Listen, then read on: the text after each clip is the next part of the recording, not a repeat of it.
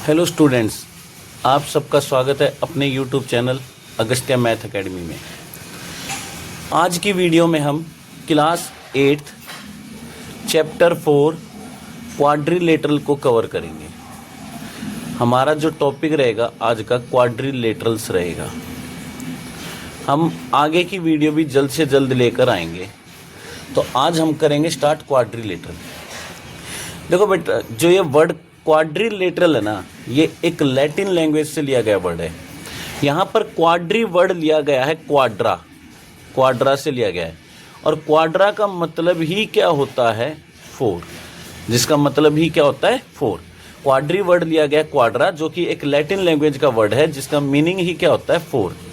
Lateral word लिया गया है लेटस से। लेटस का मतलब क्या होता है? साइड्स होता है। क्या होता है? साइड्स। यानी कि हमें इस पूरे चैप्टर में जो पढ़ना है वो किन के बारे में पढ़ना है? उन पॉलीगन्स के बारे में जो 4 साइड से बनते हैं, उनको हम क्या बोलते हैं? क्वाड्रिलेटरल। पूरा चैप्टर में हमें क्वाड्रिलेटरल के बारे में पढ़ना है कि कितने टाइप के क्वाड्रिलेटरल हम यहाँ पर देख सकते हैं। सबसे पहले अगर हम बिल्कुल बेसिक से स्टार्ट करेंगे, क्योंकि हम बेसिक को ही लेके चलेंगे, हर एक बच्चे के समझ में आना चाहिए। हमें सबसे पहले जो ज्योमेट्री में सिखाया जाता है वो क्या सिखाया जाता है? पॉइंट। अगर बात करिए पॉइंट होता क्या है, पॉइंट किसको बोला जाता है? देखो, अगर एक छोटे से छोटे बच्चे को भी एक पेंसिल या पेन दिया जाए ना, वो भी ऐसे एक डॉट लगा देगा, वो भी लगा सकता है। तो इसलिए इसको क्या बोला गया है? सबसे सिंपलेस्ट फिगर बोला गया है। क्या बोला गया है? Simplest figure of geometry.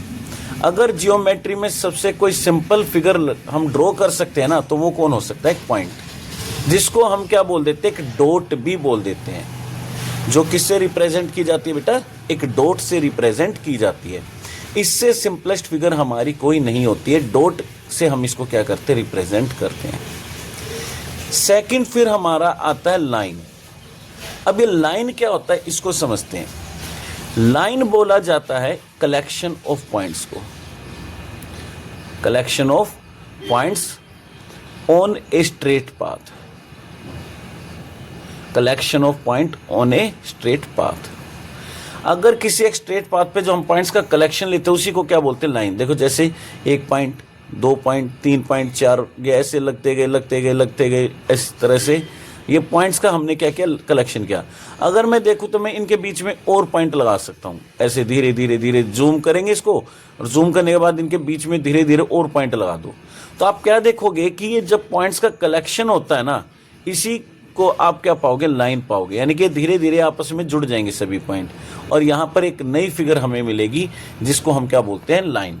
तो लाइन क्या होता है? लाइन सिंपल सा कलेक्शन ऑफ पॉइंट्स होता है। अब यहाँ पर लाइन को हम रिप्रेजेंट कैसे करते हैं? इसके दोनों साइड क्या किया जाता है? इस तरह से एरो लगाया जाता है। ये एरो क्या रिप्रेजेंट करते हैं? एरो का भी एक मीनिंग होता है। एरो हमें रिप्रेजेंट करते हैं कि हम इस लाइन को इधर की तरफ भी एक्सटेंड कर सकते हैं और इधर की तरफ भी एक्सटेंड कर सकते हैं। तो इसका मतलब क्या है कि जो लाइन होती है ना, इसको हम प्रोड्यूस कर सकते हैं। Produced up to infinity. कहाँ तक लेके जा सकते हैं? इन्फिनिटी तक, अनंत तक जा सकते हैं। ये चलती रहेगी, कभी खत्म नहीं होगी, आप चाहे कहीं भी चले जाओ। तो ये एरो का मतलब ही यही होता है कि ये बता रहा है कि इसको हम इधर की तरफ क्या कर सकते हैं? प्रोड्यूस कर सकते हैं, और इधर की तरफ भी क्या कर सकते हैं? प्रोड्यूस कर सकते हैं। तो प्रोड्यूस्ड अप टू इन्फिनिटी, तो किसी भी लाइन को हम क्या कर सकते हैं? इन्फिनिटी तक प्रोड्यूस कर सकते हैं ऑन बोथ साइड। यानी कि किसी एक साइड पर कर सकते हैं नहीं, दोनों ही साइड पर हम इसको क्या है? इन्फिनिटी तक प्रोड्यूस कर सकते हैं। दूसरी बात, इस लाइन का कोई एंड पॉइंट नहीं होता है। Has no end point. Line में कोई भी एंड पॉइंट नहीं होता है। अगर एंड पॉइंट होता ना, तो उसको हम फिर कभी प्रोड्यूस ही नहीं कर पाते, एक्सटेंड ही नहीं कर पाते। एंड पॉइंट बताता ही क्या है कि वहां पे आके वो क्या हो गई? खत्म हो गया, उसका एंड हो गया। तो फिर क्या हम उसको प्रोड्यूस कर पाते? नहीं कर पाते। तो इसलिए हमेशा याद रखना बेटा कि जो लाइन होती है ना, उनका कभी भी कोई एंड पॉइंट नहीं होता है। इसके बाद आपने एक और बात पढ़ी थी 6th और 7th में, जिसको हम क्या बोलते हैं? रे। रे क्या होती है? देखो, रे क्या है? रे इसी का एक पार्ट है, पार्ट ऑफ लाइन होता है। ये भी पार्ट ऑफ लाइन है। अब इस लाइन के पार्ट में क्या करते हैं हम, जैसे ये एक लाइन है, मैंने इसको क्या किया, यहां से कट कर दिया।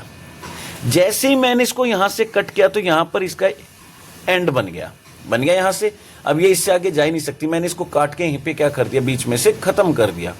लेकिन इधर की तरफ ये लाइन क्या कर रही है, इस तरह से बढ़ रही है ना। तो इसको हम क्या बोलेंगे, ये क्या हमारी रे है। तो रे क्या होती है, रे वो यानी कि फिगर होती है जो किसी एक पॉइंट से क्या होती है, इमर्ज होती दिखाई देती है। और इसको हम क्या कर सकते हैं, इसको भी प्रोड्यूस कर सकते हैं, प्रोड्यूस्ड अप टू इन्फिनिटी, इसको भी हम इन्फिनिटी तक प्रोड्यूस कर सकते हैं। देखो एरो लगाए तो इसका मतलब एक्सटेंड होती रही, लेकिन क्या दोनों साइड कर पाऊंगा, नहीं। इधर एरो है, नहीं है, इधर एरो है बस। तो यहां पर इसको हम सिर्फ एक ही साइड में क्या कर सकते हैं, या एक ही डायरेक्शन, यहां साइड की जगह डायरेक्शन वर्ड भी यूज कर सकते हो। एक ही डायरेक्शन में हम क्या कर सकते हैं, इसको प्रोड्यूस कर सकते हैं, दूसरी डायरेक्शन में नहीं कर सकते।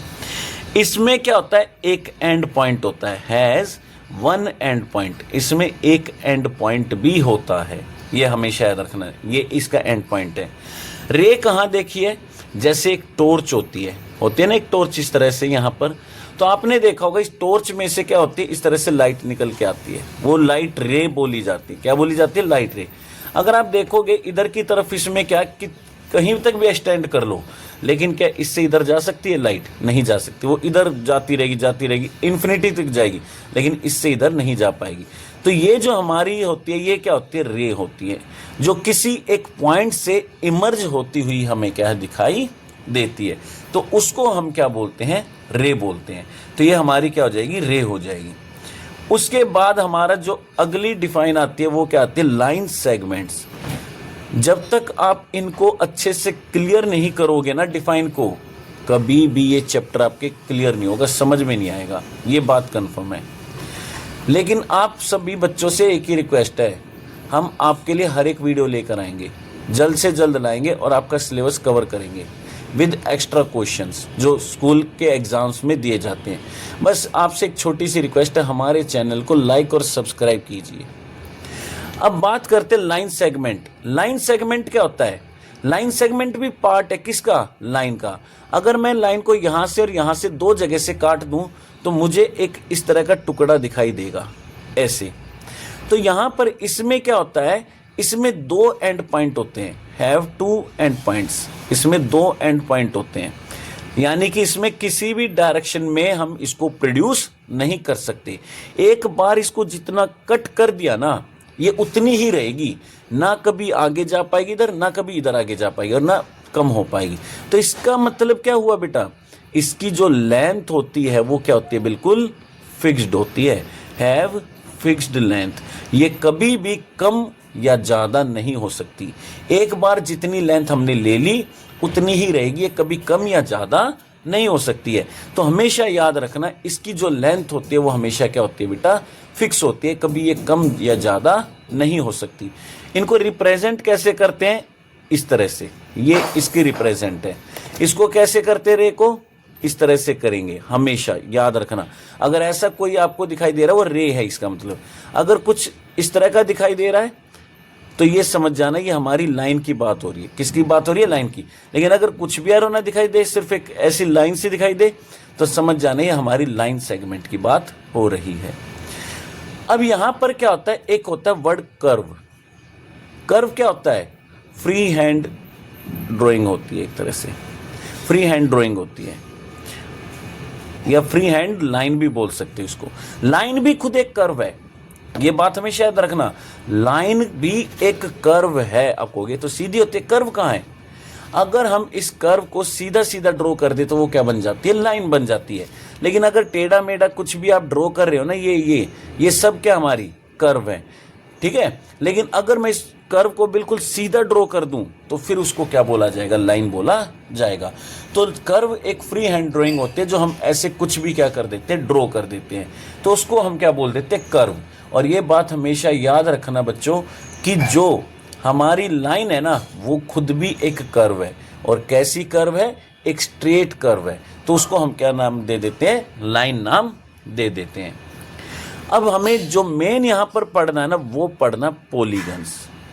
पूरा चैप्टर ही पॉलीगन्स के ऊपर डिपेंड है। आपको पॉलीगन्स के बारे में हमेशा पता होना चाहिए। अब पॉलीगन किन को बोला जाता है? देखो, पॉलीगन जो होते हैं ना, ये एक क्लोज्ड फिगर होती है। क्या होती है? एक क्लोज्ड फिगर होती है जो फॉर्म होती है किसकी हेल्प से? Formed only with line segments, not with curve. ये वो फिगर होती हैं जो सिर्फ और सिर्फ लाइन सेगमेंट से बनती हैं, कभी भी कर्व से नहीं बनती हैं। और आप ये जितने भी नोट्स में लिखवा रहा हूँ, आप ये नोट डाउन करना, क्योंकि आजकल MCQ आते हैं, केस स्टडी क्वेश्चन आते हैं, तो उनके लिए इन नोट्स की ज़रूरत पड़ती है। तो आप सभी बच्चे इन नोट्स को साथ के साथ अपने नोट डाउन कर लेना। तो यहाँ पर जो क्लोज्ड फिगर होती है ना, वो सिर्फ और सिर्फ किन से बनती है? लाइन सेगमेंट से बनती है, कभी भी ये कर्व से नहीं बन सकती। दूसरी बात, पॉलीगन कभी भी एक ओपन फिगर नहीं हो सकती। ओपन फिगर किनको बोला जाता है? ओपन फिगर वो होती है जिनका स्टार्टिंग और एंडिंग पॉइंट अलग अलग हो। जैसे इसका स्टार्टिंग पॉइंट यहाँ है, एंडिंग पॉइंट यहाँ है, इसका स्टार्टिंग पॉइंट यहाँ है, एंडिंग पॉइंट यहाँ है, तो इनके स्टार्टिंग और एंडिंग पॉइंट क्या होते हैं? अलग अलग होते हैं। तो इनको क्या बोला जाता है? ओपन कर्व बोला जाता है।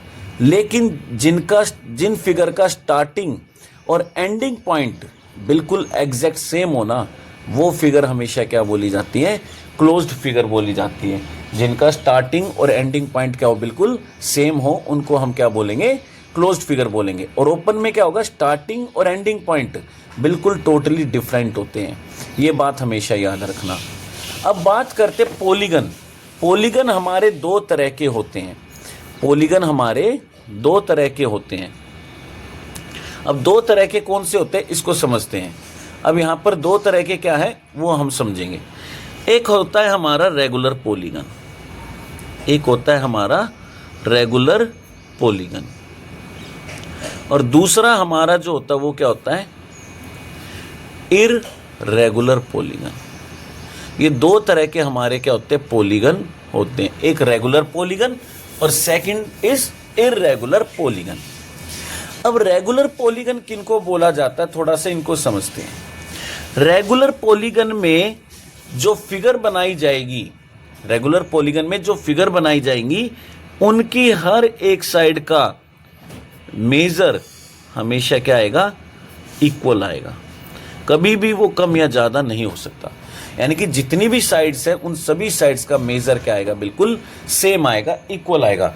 कोई साइड लेंथ बड़ी या छोटी नहीं हो सकती। डेसिमल में भी इनमें चेंज नहीं आ सकता, वो बिल्कुल एग्जैक्ट क्या आएंगी? सेम आएगी। दूसरी कंडीशन क्या होती है कि all angles measure are equal. सभी एंगल्स का मेजर भी क्या होना चाहिए? इक्वल होना चाहिए। ये कभी भी कम या ज़्यादा नहीं हो सकता। ये बात हमेशा याद रखना। हमेशा सभी साइड्स का मेजर और सभी एंगल्स का मेजर इक्वल होना चाहिए। अगर इनमें से एक कंडीशन भी हट जाते, सेटिस्फाई नहीं हो पाती है, तो तब भी हम उसको रेगुलर पॉलीगन नहीं बोलेंगे। ये दोनों की दोनों कंडीशन उस फिगर में सेटिस्फाई होनी चाहिए, ये वाली भी और ये वाली भी। यानी कि सभी साइड्स का मेजर भी इक्वल होना चाहिए, सभी एंगल्स का भी मेजर इक्वल होना चाहिए, तभी हम उसको क्या बोल पाएंगे? रेगुलर पॉलीगन बोल पाएंगे। अदरवाइज हम उसको कभी भी रेगुलर पॉलीगन नहीं बोल पाएंगे। ये हमेशा याद रखना। अब जैसे इसके एग्जाम्पल क्या हो सकते हैं? आपने पढ़ा हुआ है इक्विलेटरल ट्रायंगल। इक्विलेटरल ट्रायंगल पता ना, ये वो ट्रायंगल होता है जिसकी सभी साइड्स का मेजर क्या होता है? इक्वल होता है। Sides measure are equal. All भी वर्ड यूज कर लो। All sides measure are equal. कभी भी इक्विलेटरल ट्रायंगल में कोई साइड बड़ी छोटी नहीं होती है। सेकंड, इसके सभी एंगल्स का मेजर भी इक्वल होता है। All angle measure are equal. और वो कितना होता है बेटा? वो होता है 60 डिग्री। इसके हर एक एंगल का मेजर क्या होता है? बिल्कुल इक्वल होता है। लेकिन अगर वहीं पर हम इर्रेगुलर की बात करें, अब इर्रेगुलर में क्या होता है कि either all sides measure or all angles measure are not equal। यानी कि वो फिगर जिनमें या तो सभी साइड्स का मेजर इक्वल ना हो या सभी साइड्स का एंगल में मेजर इक्वल ना हो, उनको हम क्या बोलेंगे? इर्रेगुलर पॉलीगन बोलेंगे। हो सकता है सभी साइड्स वो सभी एंगल्स इक्वल हो जाएं, लेकिन साइड्स इक्वल ना हो, तब भी वो बेटा इर्रेगुलर बोला जाएगा। जैसे रेक्टेंगल,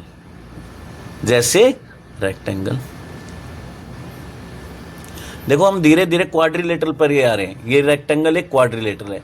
इसका एग्जाम्पल क्या हो जाएगा? स्क्वेयर क्या है? ये भी एक क्वाड्रिलेटरल है। तो जैसे रेक्टेंगल है, रेक्टेंगल के सभी एंगल्स का मेजर तो इक्वल है, ऑल एंगल्स मेजर इक्वल, और वो मेजर कितना होता है? 90 डिग्री होता है। कितना होता है? 90 degree. But all sides measure are not equal. All sides measure are not equal. तो इसलिए हम इसको क्या बोलते हैं? इर्रेगुलर पॉलीगन बोलते हैं। हो सकता है कि ना तो साइड्स का भी मेजर इक्वल हो और ना एंगल्स का भी इक्वल हो। ये भी कंडीशन हो सकती है कि ना तो साइड्स का मेजर इक्वल है ना एंगल्स का मेजर इक्वल है, तब भी इसको इर्रेगुलर बोला जाएगा। एंगल्स का मेजर इक्वल है लेकिन सभी साइड्स का मेजर इक्वल नहीं है, तब भी वो इरेगुलर रहेगा। भले ही सभी एंगल्स का मेजर इक्वल हो, लेकिन देखो इसमें सभी साइड्स इक्वल नहीं होती है, सिर्फ अपोजिट साइड्स इक्वल होती हैं, तो हमारा ये तब भी एक इरेगुलर पॉलीगन बोला जाएगा। तो ये हमारे क्या थे? टाइप्स ऑफ पॉलीगन हो गए। अब उसके बाद बात करते हैं किसी भी पॉलीगन के लिए number of sides, minimum number of sides लिखो। Minimum number of sides required to form a polygon. किसी भी पॉलीगन को बनाने के लिए कम से कम जो हमें नंबर ऑफ साइड्स चाहिए वो कितनी होनी चाहिए? 3 होनी चाहिए। कभी 2 लाइन लो, उन 2 लाइन को क्लोज करके दिखा दो, तो आपको पता चलेगा कि कभी वो आप कर ही नहीं पाओगे, कभी नहीं कर सकते। 2 लाइन को भी आप कभी क्लोज नहीं कर सकते। क्लोज करने के लिए कम से कम हमारे पास 3 लाइंस होनी चाहिए। तो इसका मतलब किसी एक पॉलीगन को बनाने के लिए हमें कम से कम 3 साइड्स चाहिए, और 3 साइड वाला क्या होता है? ट्रायंगल होता है। क्या होता है? ट्रायंगल होता है। तो सबसे पहला जो पॉलीगन आता है हमारा ट्रायंगल, जिसमें नंबर ऑफ साइड्स कितनी होती है? यहाँ पर हमारी 3 होती हैं। फिर आता है हमारा क्वाड्रिलेटरल। बताया ना quadrilateral, Quadra means 4, Quadra means 4। तो हमारे वो क्या हो जाएगा? 4। तो क्वाड्रा मीन्स 4, तो ये क्या बनेगा? क्वाड्रिलेटरल बनेगा। इसी पे हमारा पूरा चैप्टर है। इसके बाद आता है हमारा पेंटागन। पेंटागन में कितनी होती हैं? 5। उसके बाद आता है हेक्सागन। हेक्सागन में कितनी साइड्स होती हैं? 6। उसके बाद आता है आपका हेप्टागन। हेप्टागन में कितनी होती है? 7। उसके बाद आता है ओक्टागन। ओक्टावर्ड, ओक्टा तो बोला ही 8 के लिए जाता है। सुना होगा ना, स्कोडा की कार थी ओक्टेविया। वो ओक्टेविया नाम क्यों रखा था उन्होंने? क्योंकि वो उनकी 8th कार थी, तो इसलिए उसका नाम भी ओक्टेविया रख दिया था। तो ओक्टा का मतलब ही क्या होता है? 8 होता है। हेप्टा का मतलब ही क्या होता है? 7 होता है।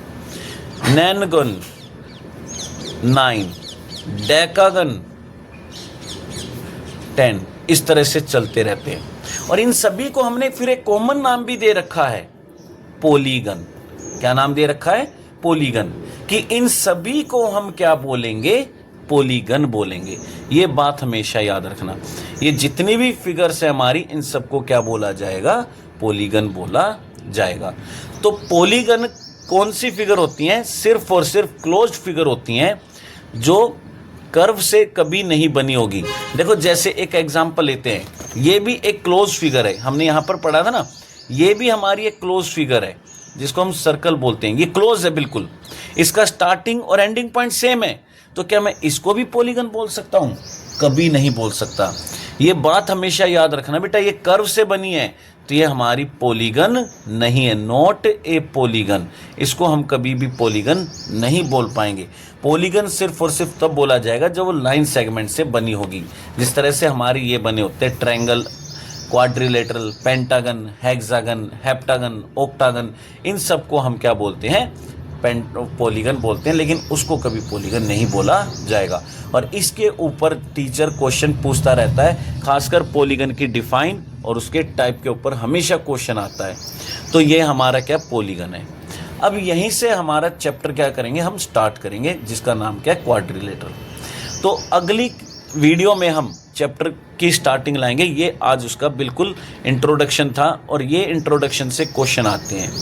अभी इसका इंट्रोडक्शन पूरा नहीं हुआ है, अभी तो बहुत लंबा चलेगा। कहीं पर हमें सम ऑफ इंटीरियर एंगल चाहिए, कहीं सम ऑफ एक्सटीरियर एंगल चाहिए, कहीं पर हमें यानी कि डायगोनल्स कितने होते हैं किसी पॉलीगन में, ये सब पता करना है। बहुत लंबा इंट्रोडक्शन है, तो धीरे धीरे इनको करेंगे।